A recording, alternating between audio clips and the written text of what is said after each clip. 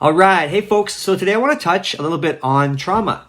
So this probably isn't going to go where you think it's going to go. And just a little disclaimer here. I am not undervaluing the process of dealing with trauma. Very, very, very important to, if you have been traumatized, physically, mentally, emotionally, sexually, very, very important to seek help, seek professional help, a counselor, a psychiatrist, or some kind of, someone that's trained to deal with this and to help you process that. But I just want to kind of flip the script here a little bit and talk about the two extremes that we're kind of going through here. So when I grew up, it was one side of the spectrum, right? So like if I ever didn't want to do something that my parents wanted me to do, my dad in general would get very violent, and that messed me up, right? I grew up in a very violent, very aggressive household, and it did kind of mess me up when I went to school. I would express myself in violence. I would pick fights. I would bully other kids,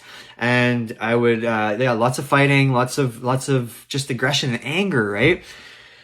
And now we're kind of on the other side of the spectrum, right? So the parents are afraid to encourage the kids to step out of their comfort zone because we're afraid to traumatize them, right? But obviously, I'm not telling you to beat your kids out of your comfort zone. That's what my dad tried to do with me, and it didn't work. But as resilient as humans can be, I did grow out of it with a lot of work and a lot of help, and it was a long process. But now I've grown into this the healthy, happy, resilient human being that I am today.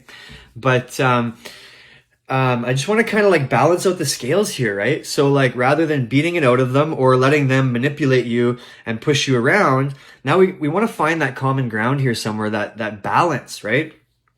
So very important for us to lovingly encourage the kids, the next generation, to step out of their comfort zone and to overcome adversity.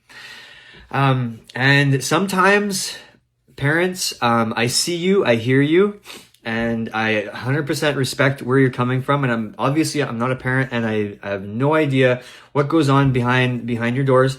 But sometimes seeking help from an outside perspective, a coach, a mentor, a teacher, a counselor, or someone other than you, right? Because the kids know which buttons to push, and they know how to manipulate you, and they know how to get what they want out of you, right? And I've noticed that with some of the kids that I work with is if they shut down, right? I'm coming at it from a coach perspective. So if they shut down and they get that stubborn, and because we don't want to be forced to do anything, we don't want to be forced to step out of our comfort zone. But if you come at it from a different angle, right? So if I was trying to get my clients to do something and they shut down on me, I come at it from a different angle. Like I'll take a step back and like, okay, let's try this then, right? Come over here and try this, and kind of dig around the problem or divert around the problem, or the challenge, I should say. I shouldn't say problem, but the challenge, and come at it from a different perspective. And I notice that I get a way better response than when I'm just trying to like beat it into them, right? So maybe if you feel comfortable reaching out and seeking help from a different perspective, from a coach, mentor, counselor, teacher, someone else other than you, or maybe try taking a step back and trying a different angle of it, right? Because it's so easy to get caught up in trying to do something one way, and then we lose that connection with them, that loving connection to help the kid and to walk with the kid and empower the kid to step out of their comfort zone, right? So that being said, I hope this kind of like gives you a little bit of an insight of how to deal with things moving forward. As a coach, I love helping kids work through adversity and overcome adversity and stretch their comfort zone. Because when they do shut down, it's uncomfortable in the moment, very, very uncomfortable in the moment for them and for me.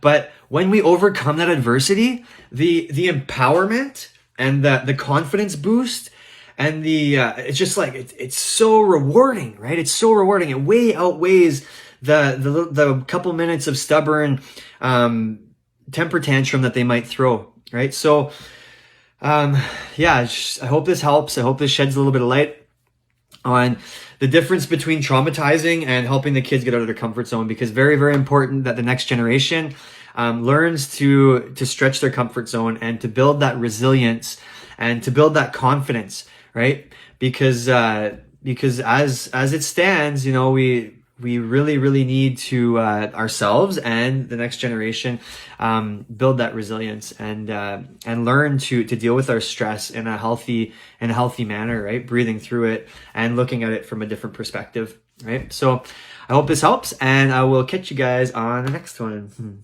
Ciao for now.